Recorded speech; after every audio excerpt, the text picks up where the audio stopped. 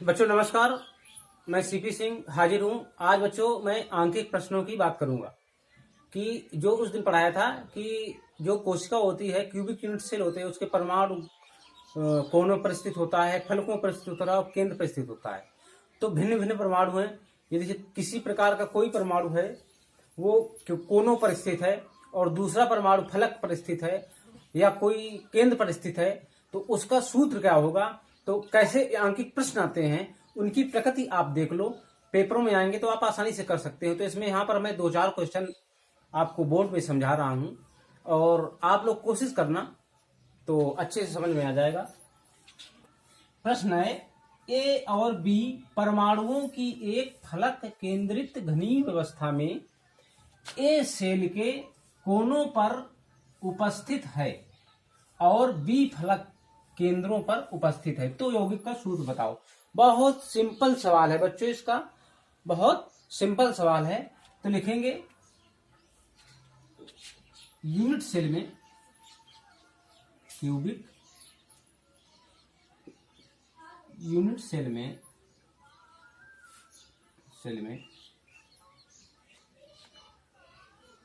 योगदान देने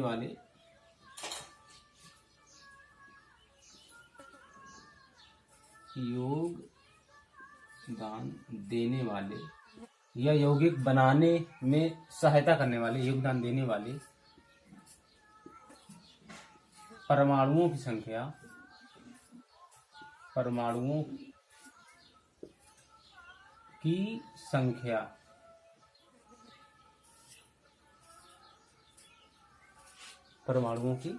संख्या कितनी होगी।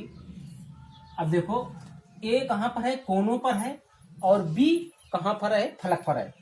ए कोनों पर और बी कहां पर है, फलक पर है, बराबर बी बराबर फलक पर। ये याद रखेंगे। तो लिखेंगे, अब कोने कितने होते हैं बच्चों, घन में 8 होते हैं, कोने 8 होते हैं, मैंने चित्र से बताया था। तो 8 लिखेंगे, 8 कोनों पर प्लस 6 फलक होते हैं, 6 फलकों पर हर जगह परमाणु उपस्थित है। आपको सवाल में ये कह सकता है कि कहीं पर परमाणु उपस्थित नहीं होगा, अब्सेंट होगा। अगर अब्सेंट होगा तो यहाँ 7 कर देंगे, अगर फलक पर अब्सेंट होगा तो यहाँ 5 कर देंगे। समझे बच्चों? तो इस तरह से हम आपको आसानी से लगा सकते हैं। तो अब 8 कोनों पर उपस्थित है और 6 फलकों पर उपस्थित है, तो ये हो जाएगा, कोनों पर होता है कंट्रीब्यूट करने वाले 8 होते हैं, 1/8 भाग होता है, प्लस 6 फलकों पर 1/3 भाग होता है। कितना होता है? 1/3 भाग होता है। तो अब यहां से आसानी से कट जाएगा, ये 8 एकम 8, 3 दूनी 6, तो 1 धन 2 बचा। कितना बचा? 1 धन 2 बचा। और बच्चों क्योंकि हम ये सवाल लगा रहे हैं तो इसको अनुपात में लिखेंगे, रेशियो में लिखेंगे, टोटल कोशिका नहीं है। तो यहां से बच्चों ऐसे कर लेंगे, अनुपात ए है, ये बी है। मतलब ए परमाणु 8 कोनों पर उपस्थित है, बी परमाणु 6 फलकों पर उपस्थित है। तो लिखेंगे 8 कोनों पर 8 1/8 भाग लेता है, अनुपात 6 गुणा 1/2 फलकों वाला 2 होता है, 1/2 ये कट जाएगा। तो 1:2 आ गया। मतलब इसको लिखेंगे A/2B हो जाएगा। तो इसका जो सूत्र हो जाएगा, क्या हो जाएगा, AB2। ठीक, इसका यौगिक का सूत्र क्या हो जाएगा, AB2। तो लिखेंगे AB2, हमारा यौगिक क्या है, AB2 है। अगर अब इसी में प्रश्न बदल सकता है। देखो बच्चों, बिल्कुल सिंपल सवाल है, बिल्कुल अब आपको आसानी से समझ में आ गया होगा। हमने क्या किए हैं, एक बार प्रैक्टिस करेंगे, ये कभी भूलेंगे नहीं, और पेपरों में आएगा, केवल एक बार पढ़ लेंगे तो हमेशा के लिए आपके दिमाग में बैठ जाएगा। अब यदि सवाल में परिवर्तन करता है, कैसे परिवर्तन करता है, परिवर्तन कर देता है, जैसे परिवर्तन करता है कि यदि ए परमाणु कोने पर इसकी स्थिति से हट जाता है, यदि एक ए परमाणु या बी परमाणु लिख लें, बी परमाणु, बी, दूसरा सवाल हो जाएगा ये, बी परमाणु यदि एक बी परमाणु फलक से हट जाता है, कभी कभी एकांतर भी हट सकते हैं, एक छोड़कर एक में हट सकता है, इस तरह से क्वेश्चन आ सकता है, कभी दो हट सकते हैं। तो मैं एक इस तरह का समझा दे रहा हूं, मैं उम्मीद करता हूं आपको इस तरह के सारे क्वेश्चन हो जाएंगे। हट जाता है तो यौगिक का सूत्र बताओ, तो यौगिक का सूत्र बताओ, सूत्र बताओ। तो अब लिखेंगे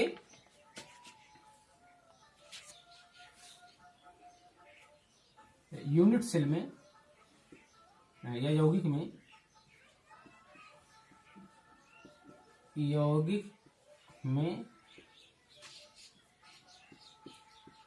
योगदान करने वाले परमाणुओं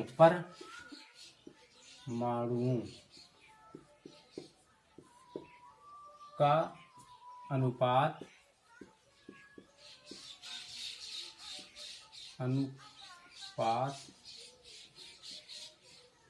ए अनुपात बी हम लिखेंगे।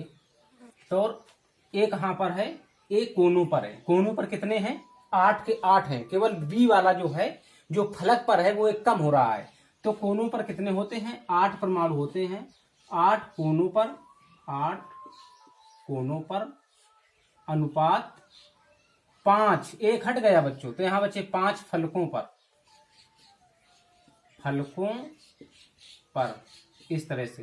तो लिखेंगे 8 गुणा 1/8 अनुपात 5 फलकों पर कितना होता है, 1/2 भागी कोशिका निर्माण में सहायता देता है। तो ये आ गया 1 अनुपात 5/2। अब इसको बच्चों सरल अनुपात में बदल देते हैं, मतलब 2 नीचे न रहे, तो यहां पर दोनों जगह 2 का गुणा कर देते हैं, तो ये कट जाएगा, तो ये आ जाएगा 2 अनुपात 5 कट गया, ये आ गया। तो हो जाएगा, मतलब ए का 2 भाग हैं और बी के 5 भाग हैं। तो इसको लिखेंगे यौगिक का सूत्र, तो यौगिक का सूत्र क्या होगा, A2B5। बिल्कुल सिंपल सवाल। मैं कोशिश करता हूं कि आपको बड़े आसानी से समझ में आ गया होगा। एक और बच्चों क्वेश्चन लगाते हैं, एक क्वेश्चन और लिखते हैं।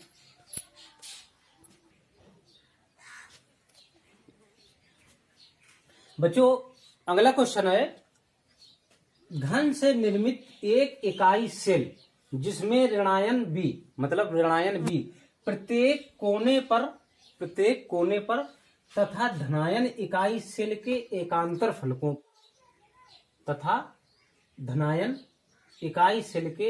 एकांतर फलकों केंद्र पर स्थित है। तो यौगिक का सूत्र बताओ, तो यौगिक का सूत्र बताओ। तो इसमें सवाल समझते हैं। इसमें सवाल क्या कह रहा है कि जो ए है, ए परमाणु एकांतर फलकों पर स्थित है, मतलब एक ये फलक छोड़ के, इसको छोड़ के फिर इसमें आ जाएगा, इस और इसको छोड़ के पीछे वाले मतलब इसमें आ जाएगा। तो ये 3 जो हो गए इसमें नहीं है, तो ये 3 एकांतर, एक फलक छोड़कर एक में स्थित है। ठीक, एक कहां स्थित है, फलक पर स्थित है। कहां पर स्थित है, फलक पर स्थित है।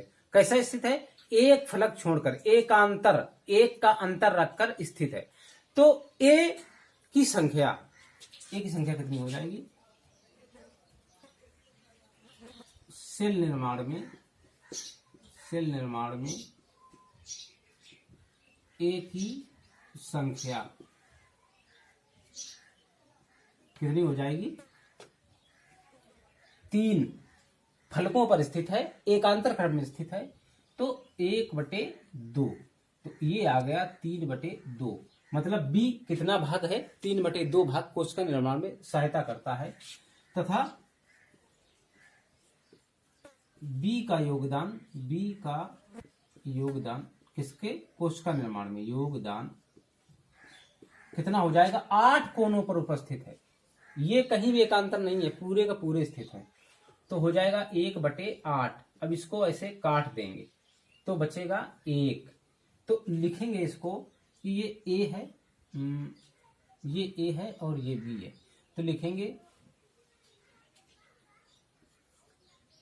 ए अनुपात बी बराबर हो जाएगा 3/2:1।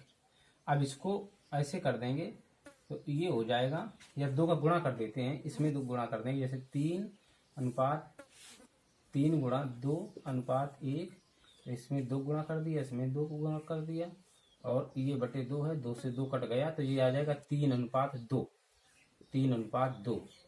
ठीक, तो ये बराबर आ जाएगा कितना? 3:2। फिर लिखेंगे यौगिक का सूत्र,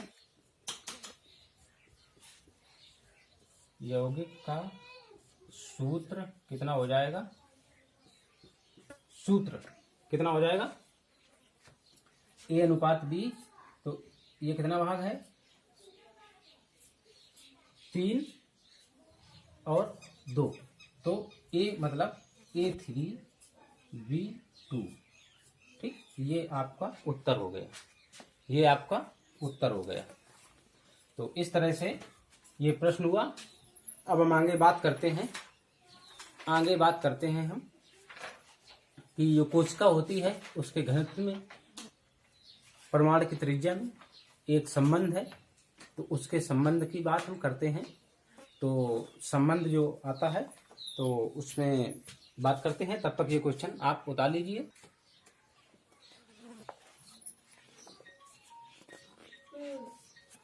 तो बच्चों, एकक कोशिका के कोर लंबाई a, ठोस पदार्थ का घनत्व d तथा मोलर द्रव्यमान m में संबंध, ये एक बहुत महत्वपूर्ण संबंध है।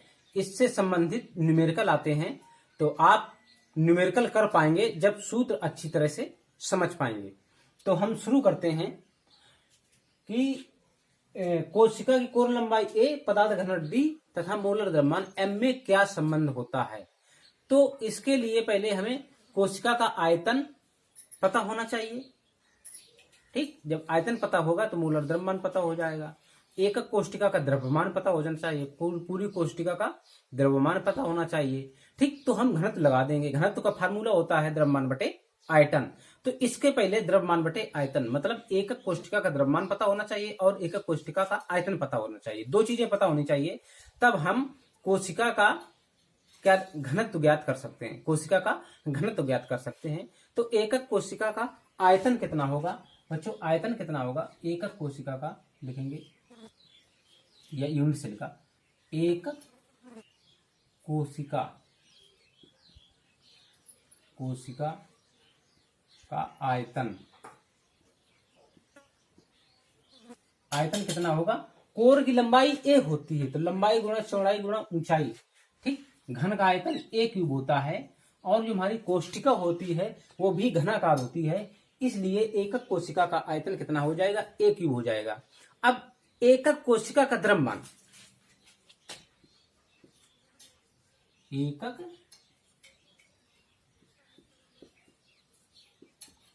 कोशिका का द्रव्यमान,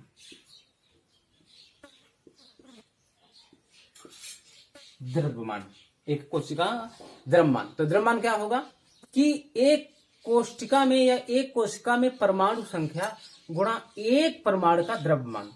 ठीक, या कोशिका में परमाणुओं की संख्या कोशिका में भाई द्रव्यमान निकालना है, तो एक परमाणु का द्रव्यमान और जितने परमाणु कोशिका में हो उसका गुणा कर दे तो हमें संपूर्ण द्रव्यमान मिल जाएगा।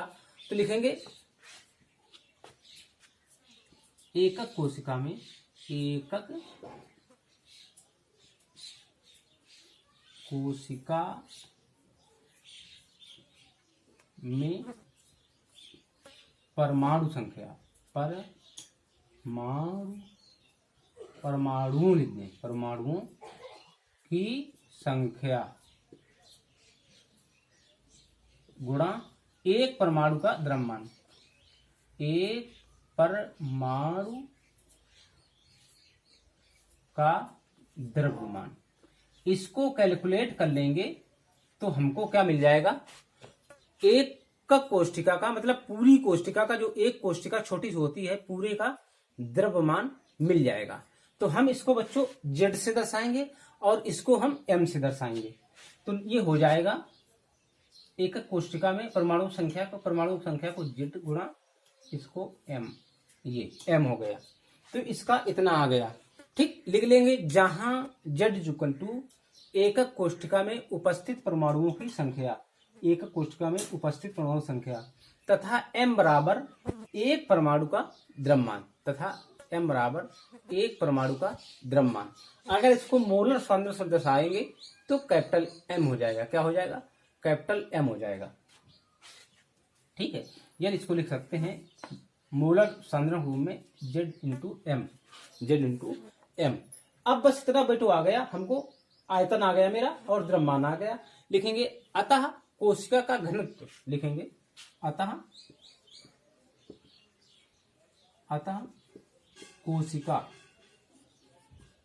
कोशिका का घनत्व D बराबर क्या हो जाएगा, एकक कोशिका का द्रव्यमान बटे एकक कोशिका का आयतन। लिखेंगे इंग्लिश में लिख दें, यूनिट सेल का द्रव्यमान बटे यूनिट सेल का आयतन, आयतन ये हो जाएगा। दोनों वैल्यू हम यहाँ पर रख देंगे, तो हमको प्राप्त हो जाएगा। क्या प्राप्त हो जाएगा, अभी हमको इस मान यहाँ रखेंगे, ऐसे प्राप्त हो जाएगा। तो D बराबर हो जाएगा, द्रव्यमान हमने निकाला है ZM, यूनिट सेल का आयतन A क्यूब हो गया। M क्या है, द्रव्यमान है। तो इसके M में क्या संबंध होता है, एक फार्मूला होता है M बराबर M कैपिटल अपान NA, एवोगाड्रो नंबर। तो ये यहां पर हम लिख देंगे। तो D इक्वल टू आ जाएगा Z capital M A cube NA। ये हमारा रिलेशन आ गया। क्या आ गया, रिलेशन आ गया। किसमें, घनत्व, मोलर द्रव्यमान, ठीक है, परमाणु संख्या, कोर लंबाई और एवोगाड्रो नंबर, इसमें संबंध आ गया। जहां यानी क्या है, यानी बराबर लिख देंगे एवोगाड्रो संख्या। आप लोग कमेंट में हमको बताएंगे एवोगाड्रो संख्या कितनी का मान कितना होता है, यानी का मान कितना होता है। तो मैं उम्मीद करता हूं कि ये आपको बहुत अच्छे से समझ में आ गया होगा। कभी कभी 1 या 2 नंबर को सवाल में या उसमें पेपरों में पूछ देता है, तो आप इसको स्क्रीनशॉट लेकर या वीडियो पॉज करके आसानी से उतार लेंगे। अब इसमें बच्चों हम एक न्यूमेरिकल देखते हैं इससे संबंधित।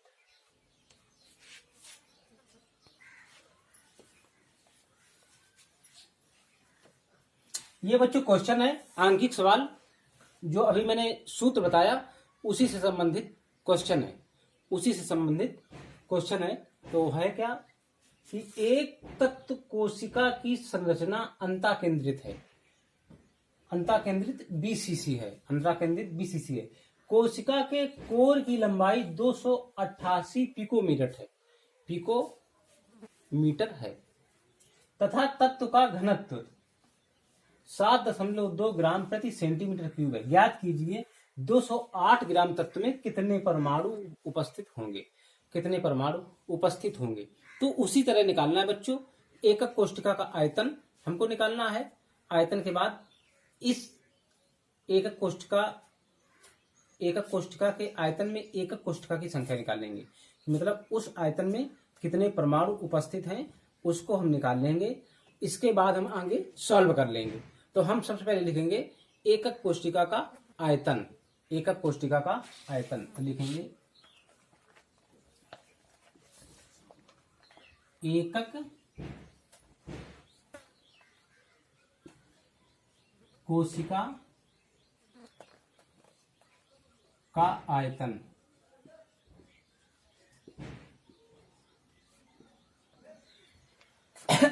आयतन कितना है एकक कोशिका का, इसके कोशिका के कोर की लंबाई इतनी है और घनत्व इतना है। ठीक, आयतन कितना दिया है 288 PM cube, 288 PM cube, PM cube यहाँ कर देते हैं कि कोर की लंबाई ये है तो पीएम क्यूब कर देंगे ऐसे करके। एकक कोशिका का आयतन, आयतन हम निकालने के लिए देखो कोशिका के कोर की लंबाई कितनी है 288 पीएम क्यूब है, तो लंबाई को 3 बार गुणा कर दें तो हमारा आयतन मिल जाता है, क्योंकि घन का जो घन का आयतन होता है ए क्यूब होता है, सारी भुजाएं बराबर होती हैं, ए गुणा ए गुणा ए, तो इसमें भी 288 पिकोमीटर का क्यूब कर देंगे, 288 पीएम क्यूब कर देंगे क्यूब। तो 288 पिकोमीटर बराबर होता है 1 पिकोमीटर 10⁻12। ठीक, क्या होता है मीटर हो जाएगा, अब ये मीटर में बदल गया इंटू क्यूब। ठीक, क्यूब हो जाएगा। जब इसका क्यूब करेंगे 288 इसका क्यूब करेंगे तो इसका क्यूब जब करेंगे तो हमारा आ जाएगा, आप लोग कर लेना 2 पॉइंट, और बच्चों इसको सेंटीमीटर में बदल देंगे, मीटर को हम सेंटीमीटर में ले लेंगे तो यहाँ पर 2 घातें और कम हो जाएंगी, तो 288 गुणा 10⁻−10, क्योंकि हमारा ये सेंटीमीटर दिया है, उत्तर भी हमको सेंटीमीटर में देना पड़ेगा, इसलिए हमको सेंटीमीटर कर दिया। अब इसका हम क्यूब कर लेंगे, क्या कर लेंगे क्यूब कर लेंगे, और इसका घन कर लेंगे, 288 का क्यूब हो जाएगा, कुल मिलाकर कैलकुलेट होकर ये आ जाएगा, हमने अपने कॉपी में किया था, आप लोग भी कर लेना 2.39 into 10 to power into 10 to power, क्योंकि 3 बार है ये 10×23।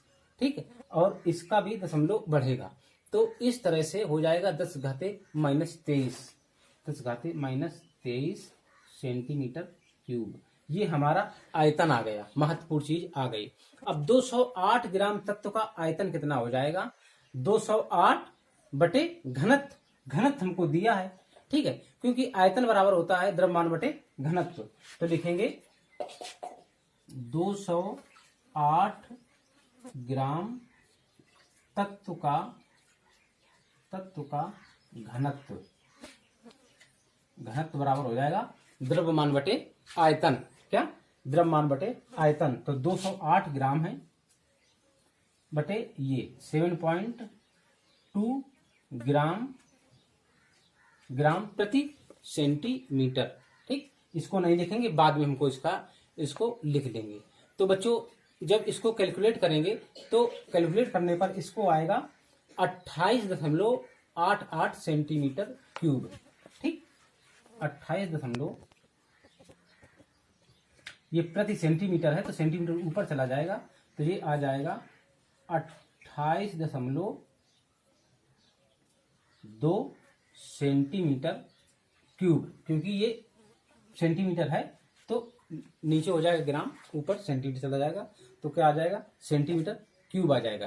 तो इसका जो कैलकुलेशन आ जाएगा 28.88 बच्चों आएगा। क्या कितना आएगा? 88। ऐसे आप लोग कैलकुलेट कर लेना। ये सेंटीमीटर क्यूब आ गया। अब इस आयतन में एकक कोष्ठकों की संख्या, ठीक, ये आयतन हमारा आ गया, ठीक, जो आयतन हमारा दिया है उसमें, ठीक, आयतन में, इस आयतन में एकक कोष्ठकों की संख्या। एक बच्चों ये आयतन दिया है, आयतन 200 ग्राम तत्व का आयतन, यहां पर आयतन, घनत्व बराबर द्रव्यमान बटे आयतन, तो आयतन बराबर हो जाएगा, ठीक, द्रव्यमान बटे घनत्व हो जाएगा। तो ये मैंने घनत्व रखा है तो ये ऐसे कर दिया इसको। अब हम आगे चलते हैं कि इस आयतन में एकक कोष्ठकों की संख्या, इस आयतन में एकक कोष्ठकों की संख्या, इस आयतन में एकक कोशिकाओं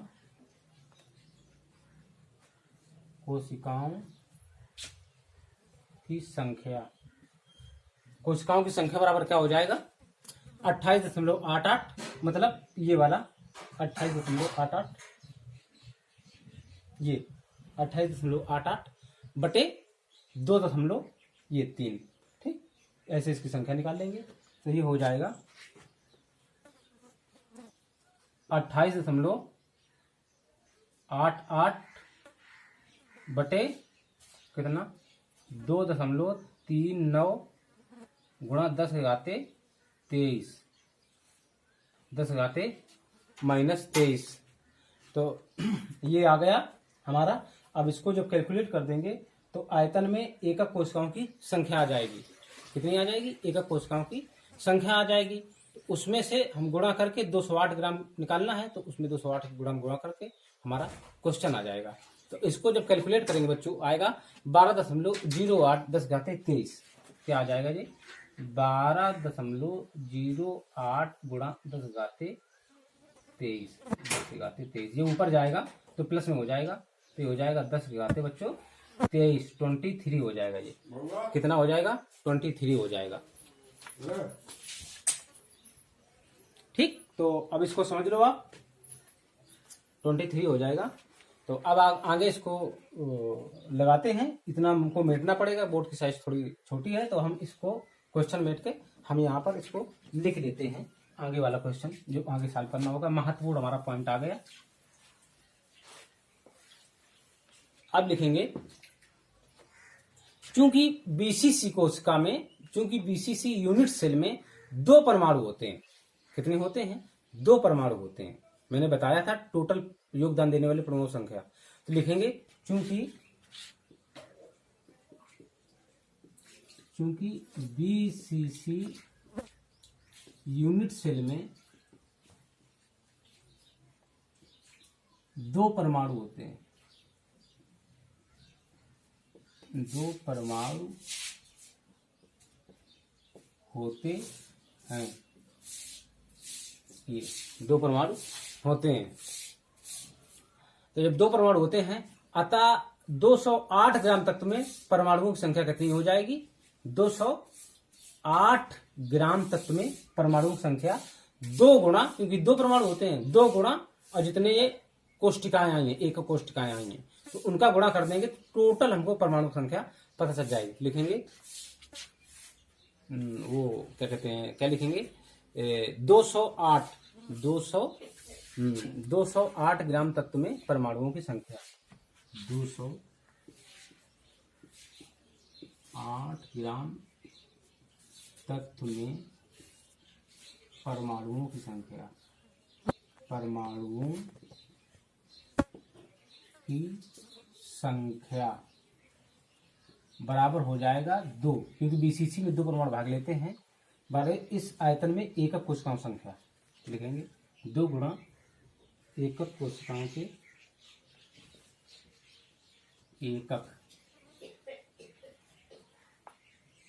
एकक सेल की संख्या।